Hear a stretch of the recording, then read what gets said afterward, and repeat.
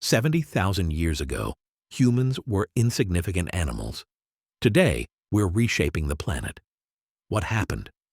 In this summary of Yuval Noah Harari's revolutionary bestseller Sapiens, discover the 3 revolutions that changed everything: cognitive, agricultural, and scientific. Why did our ancestors abandon hunting for farming? How did language let us rule the world? Why did money and religion become so powerful?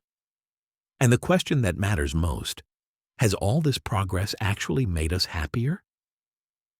With over 16 million copies sold worldwide, Sapiens has transformed how we understand human evolution and history. Perfect for history buffs, science enthusiasts, and anyone fascinated by human behavior. Dive into humanity's epic journey from foraging bands to digital empires, all here. Listen now to understand where we came from, where we're going, and what it means to be human in the 21st century. StoryShots Book Summary and Review of Sapiens, A Brief History of Humankind by Yuval Noah Harari. Life gets busy. Has Sapiens been on your reading list? Learn the key insights now. We're just scratching the surface here. If you don't already have Yuval Noah Harari's best-selling book on human history, anthropology, and evolution, get the audiobook for free using the link in the description or the StoryShots app to learn the juicy details. Introduction. Ever wonder how humans took over the world? How did we go from being just one of many human species to ruling the planet? What makes us different enough to build cities and fly to space when other animals can't? Sapiens. A Brief History of Humankind takes you on a journey through human history using 3 big turning points. First, our cognitive revolution. 70,000 years ago gave us better language and teamwork skills. Next, the agricultural revolution began 12,000 years ago, changing us from wanderers to settlers. Last, the scientific revolution took off 500 years ago, giving us much more power and knowledge. Since coming out in 2014, Sapiens has won over readers worldwide. The book began as Harari's college lectures and soon hit the New York Times bestseller list. It won China's top book award for 2014 and became one of Bill Gates' favorite books ever. Now you can find Sapiens in 45 languages, making it one of today's most talked about books on human history. At StoryShots, we believe understanding our human story helps us make better sense of today's world. That's why we're excited to share this comprehensive summary with you. About Yuval Noah Harari. Yuval Noah Harari knows how to explain big ideas clearly. He teaches history at Hebrew University in Jerusalem and thinks about the big questions of human past and future.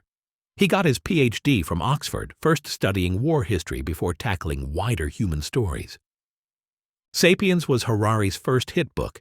He later wrote 2 more, Homo, Deus, A Brief History of Tomorrow About Our Future, and 21 Lessons for the 21st Century About Today's Problems. His latest book is Nexus, A Brief History of Information Networks from the Stone Age to AI. Besides writing, Harari meditates daily, which he says helps him think clearly about big topics. He speaks around the world about history and the big choices facing humanity today. You can learn more about Harari's work and thinking on his official website or through his popular TED Talks. He also recently launched Sapienship, a multidisciplinary organization focused on global challenges like technological disruption, ecological collapse, and the future of education. StoryShot number 1. Your big brain and fire use made you the last human standing. Picture East Africa 2.5 million years ago.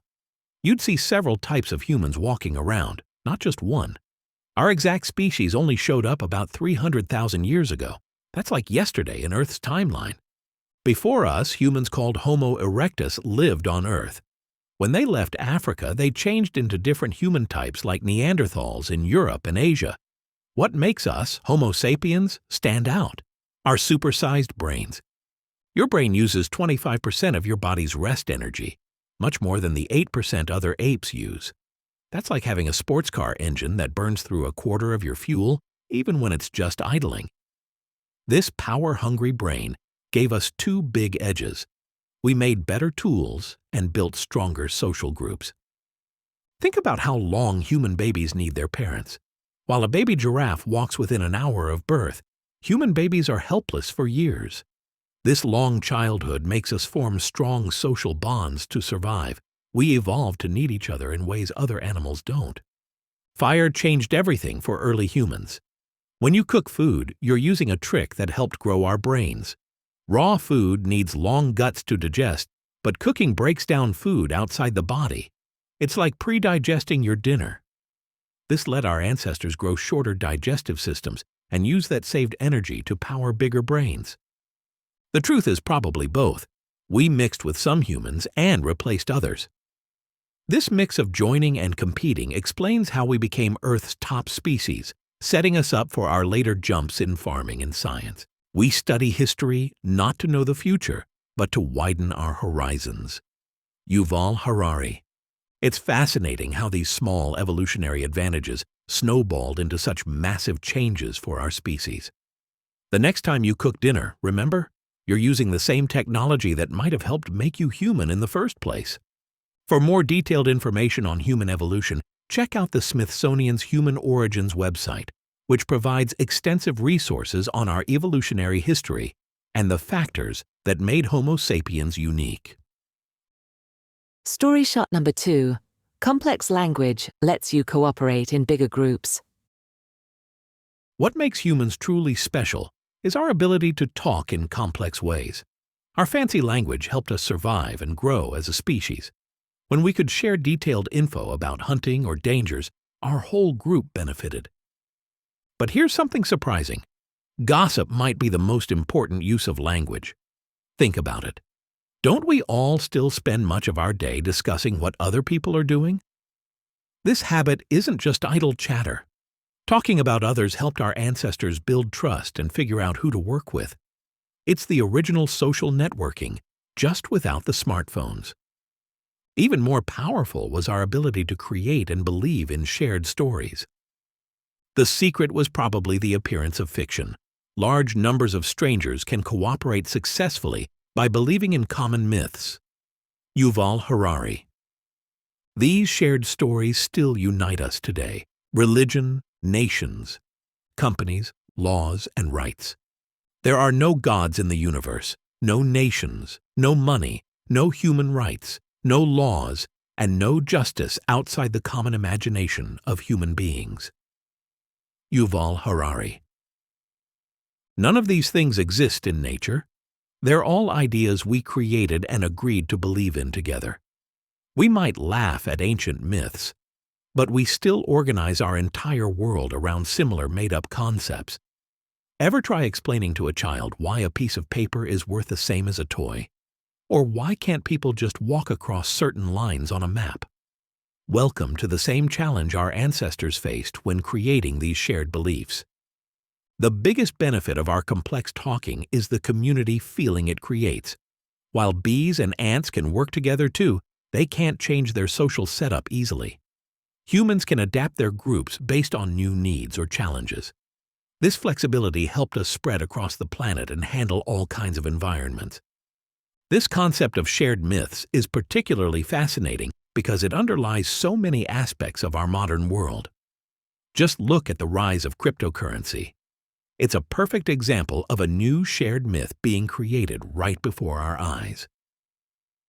The Journal of Evolutionary Psychology has published numerous studies on how language development influences social cooperation, providing scientific backing to many of Harari's claims about language and social bonds. What shared myth from Harari's book do you think has had the biggest impact on human history? Money, religion, nations, or something else? Share your thoughts in the comments or tag us on social media to join the conversation. Story shot number 3. You shifted from hunting to farming, one step at a time. For most of human history, we lived as nomads. We moved around tracking animals and looking for wild plants to eat. About 12,000 years ago, This changed when we started growing our own food instead of just finding it, a transformation known as the agricultural revolution. Surprisingly, hunting and gathering had many benefits over farming. Hunter-gatherers often worked just a few hours daily to get enough food. Early farmers, however, had to work all day in their fields. Think about the difference between a relaxed weekend fishing trip versus tending a garden every single day for months. That's the lifestyle change we're talking about.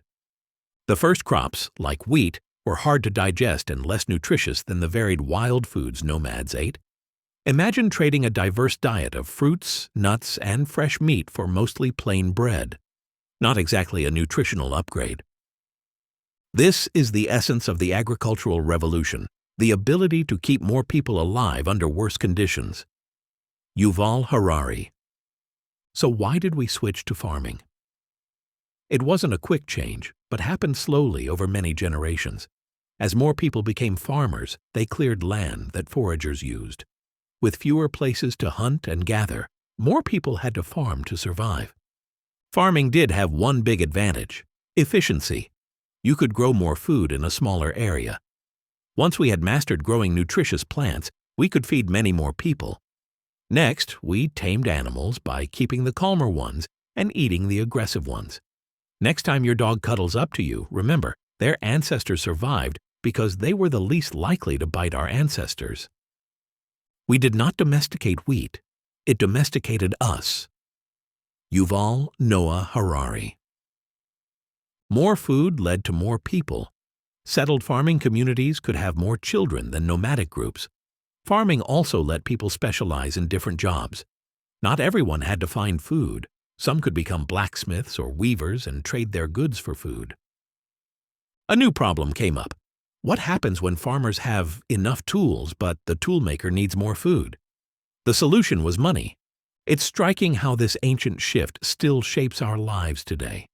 Most of us still live in permanent settlements, work specialized jobs, and trade our labor for money to buy food rather than producing it ourselves, all patterns that began with those first farmers.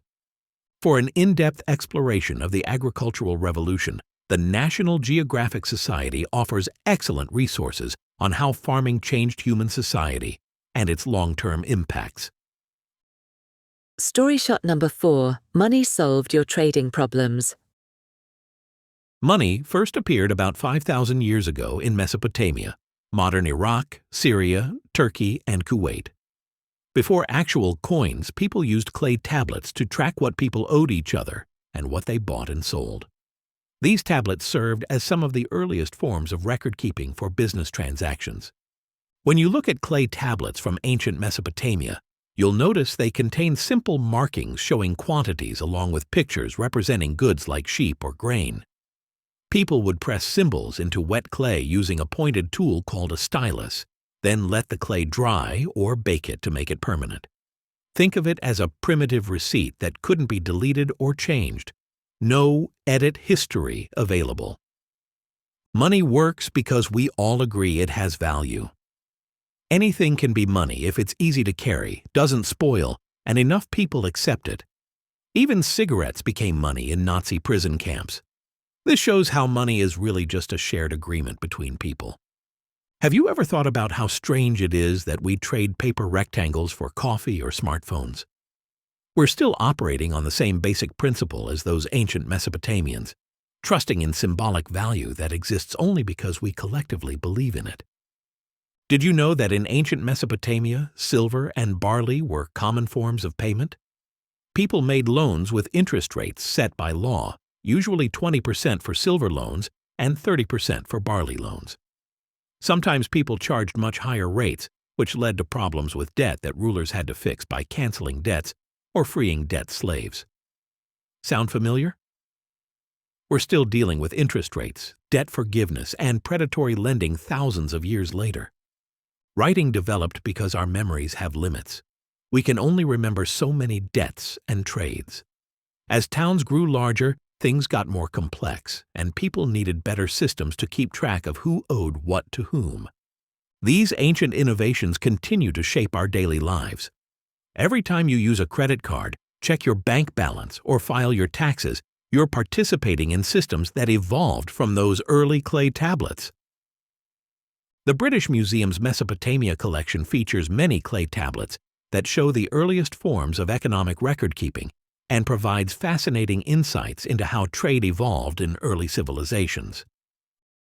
Story shot number 5. Laws and leaders helped organize growing societies. As groups got bigger and trade became more complex, societies needed rules and leaders. Kings and emperors created stability, even if they sometimes ruled harshly. In ancient Mesopotamia, the first leaders were actually priests. Over time, a different kind of leader emerged called the Lugal, or strongman, who took care of organizing the community while priests focused on religious duties. This division of labor was crucial for developing early governments. Leaders often used religion to make people follow their laws. In Mesopotamia, King Hammurabi claimed the gods picked him to rule. His famous law code, carved on a large stone pillar, stele, around 1750 BCE, contained 282 laws covering everything from theft to marriage to property damage. If you've ever complained about your local government, just imagine living under Hammurabi's code. Break someone's bone? Get your own bone broken in return. It followed the principle of an eye for an eye. The punishment should match the crime. Social class mattered too. Hurting a noble person brought worse punishment than hurting a common person. Next time you get a parking ticket, at least you don't have to worry about physical retaliation. You could never convince a monkey to give you a banana by promising him limitless bananas after death in monkey heaven. Yuval Harari. Kings were expected to protect their people, provide justice, and ensure widows and orphans were cared for. They were seen as the representatives of the gods on earth and participated in important religious ceremonies. As empires grew, they brought different cultures together. People with different backgrounds and beliefs had to learn to live side by side, which created diverse societies with rich cultural exchanges. Sound familiar? Today's globalized world faces many of the same challenges and opportunities of cultural mixing that ancient empires did. Many of our modern expectations about government, protecting the vulnerable, maintaining order, and enforcing fairness, have roots in these ancient systems, even as the specific methods have changed dramatically. For those interested in ancient legal systems, the Louvre Museum in Paris houses the actual code of Hammurabi's stele, with a detailed online exhibit explaining its historical significance. Story shot number 6. Science changed how you see and shape the world. The scientific revolution changed human societies forever. In the past, we believed gods controlled everything. This meant many things were simply out of human control. The scientific revolution taught us to observe, test, and improve the world ourselves. Instead of just praying for better lives, we started creating them through experiments and new technology. Think about how you interact with the world today. Got a headache? You probably take medicine rather than making an offering to a healing deity. Need to travel far? You book a flight instead of praying for divine transportation. This shift from divine reliance to human problem-solving is one of the biggest changes in our species' thinking. One of history's few iron laws is that luxuries tend to become necessities and to spawn new obligations. Yuval Harari. Just look at your smartphone. A device that would seem like magic to people just 100 years ago is now something you panic without. What starts as an amazing luxury quickly becomes something we can't imagine living without. Although the scientific revolution, as we know it, happened in Europe around the 16th to 17th centuries, the roots of scientific thinking began much earlier in places like Mesopotamia. The Sumerians were already doing something like scientific thinking by observing problems and creating solutions through technological innovation, developing mathematics, and creating astronomy. Mesopotamians invented numerous technologies that changed daily life.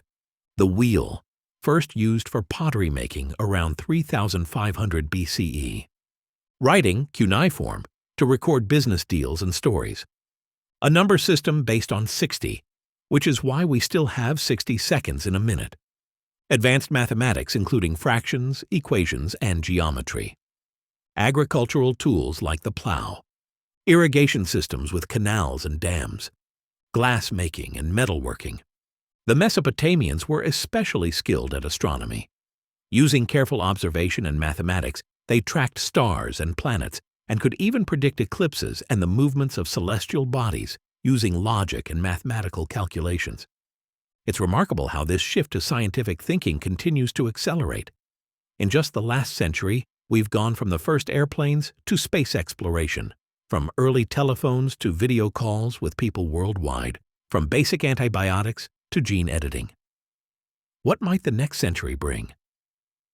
If you could bring one modern technology back to show people from 1,000 years ago, what would you choose and why?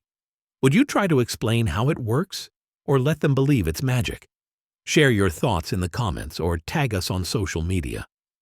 For a deeper exploration of early scientific thinking, the History of Science Society offers excellent resources on how scientific methods developed across different ancient civilizations. Story shot number 7. Global connections make us more peaceful. Today, we're all connected through trade, travel, and technology. One surprising result: humans have never been more peaceful than we are now. Wars over resources happen less often because goods are more abundant and easier to trade. Countries now depend on each other for economic success. If your trading partner suffers, you suffer too. This makes peace good business. Think about your own daily life. You might be wearing clothes made in Bangladesh, using a device assembled in China with materials from dozens of countries, while drinking coffee from Ethiopia. This web of connections isn't just convenient. It's one of the strongest forces for peace in human history. This interdependence began to develop in ancient Mesopotamia when cities started to specialize and trade with each other. Some areas were better for growing certain crops, while others had access to stone, metal, or timber. Trading these resources created connections between different regions and cultures. Harari points out that since 1945, no recognized nation has been completely conquered and wiped out.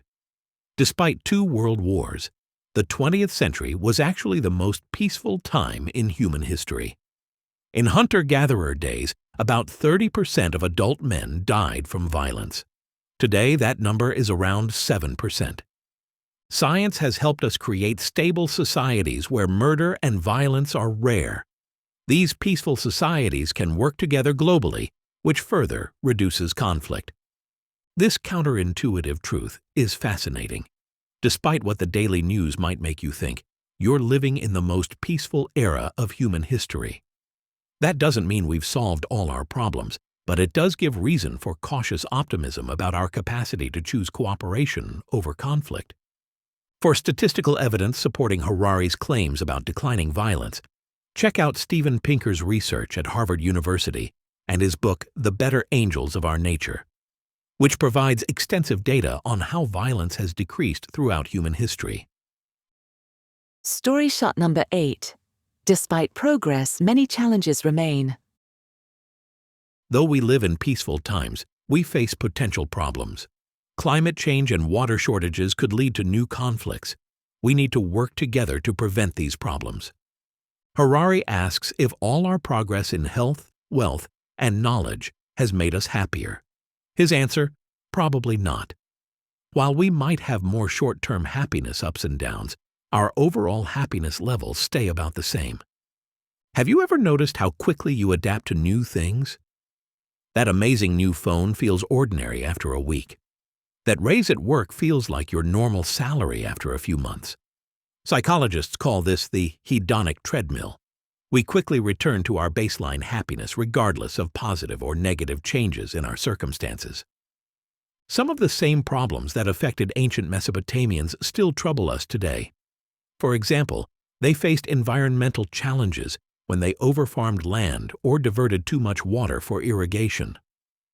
Their intensive agriculture eventually led to soil salinization that reduced crop yields. Similarly, we face environmental challenges from our own technologies and practices. Happiness does not really depend on objective conditions of wealth, health, or even community. Rather, it depends on the correlation between objective conditions and subjective expectations. Yuval Harari. This explains why having more stuff doesn't necessarily make us happier. If your expectations rise along with your possessions, you'll never feel satisfied. The romantic contrast between modern industry that destroys nature and our ancestors who lived in harmony with nature is groundless. Yuval Harari. Modern societies might be slightly happier than ancient ones, but wealth goes mostly to a small group of people. Indigenous peoples, women, and people of color often miss out on the benefits of progress. In Mesopotamia, similar inequality existed. Kings and priests lived in luxury while most people worked hard as farmers or laborers. Societies throughout history have struggled with balancing progress with equality. Is there anything more dangerous than dissatisfied and irresponsible gods who don't know what they want? Yuval Noah Harari. This quote makes us think, aren't we becoming like gods with our technology and power over nature? Yet do we really know what kind of world we want to create? For current thinking on happiness and social well-being, the World Happiness Report provides annual data on global happiness levels and the factors that contribute to human well-being across different societies. Final summary and review of Sapiens. Harari ends by looking at our future. We're pushing the limits of what humans can do through advances in science and technology.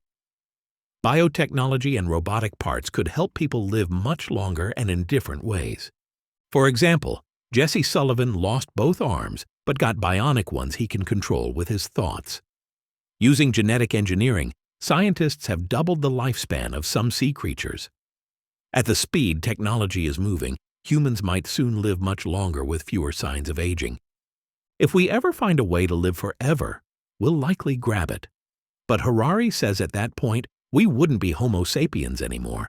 We'd be a new species altogether, part human, part godlike. This is what he explores in his next book, Homo Deus. Here are the key points from Sapiens. Our complex language let us cooperate in large groups and dominate Earth. We gradually shifted from hunting to farming, changing our societies forever. Money and writing solved problems as our groups grew larger. Science and technology rapidly increased our powers over the past 500 years. Global connections have made us more peaceful than ever before. Our next evolution might create a new species that's part human, part technology. At StoryShots, we believe that understanding where we've come from gives us valuable perspective on where we might be headed.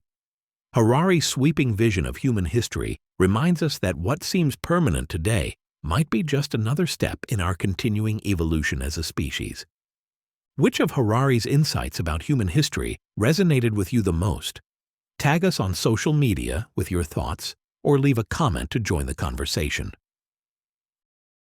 Criticism of Sapiens. While Sapiens offers a fascinating big-picture view of human history, it sometimes oversimplifies complex events. Harari makes bold claims that many experts might question.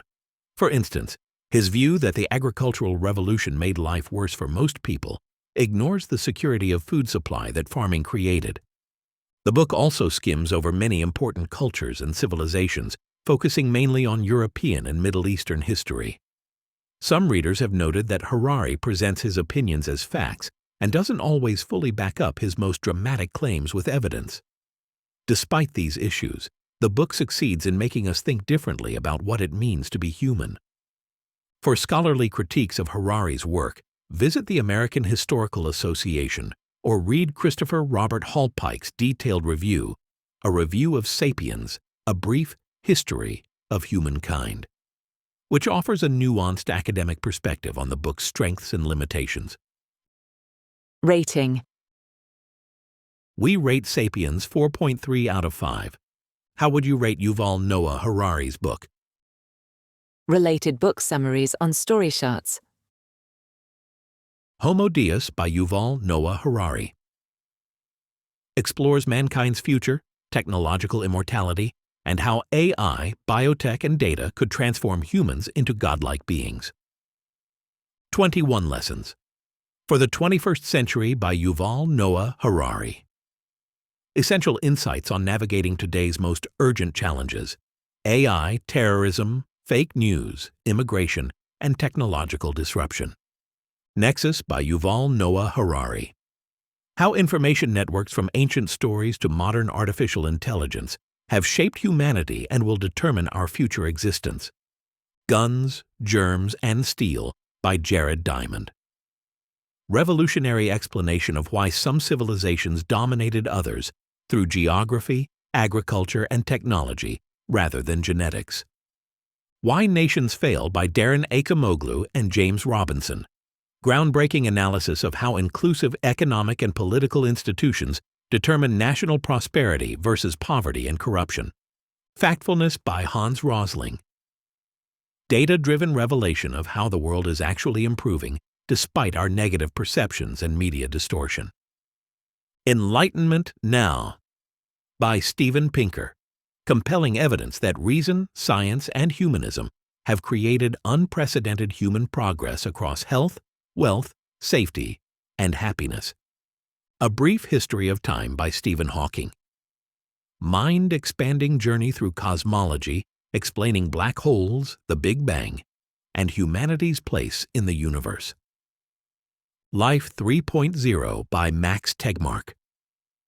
Urgent exploration of how artificial intelligence will transform human civilization, jobs, warfare, justice, and consciousness itself.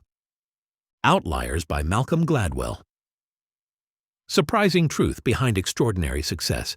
10,000 hours of practice, cultural heritage, and opportune timing matter more than innate talent.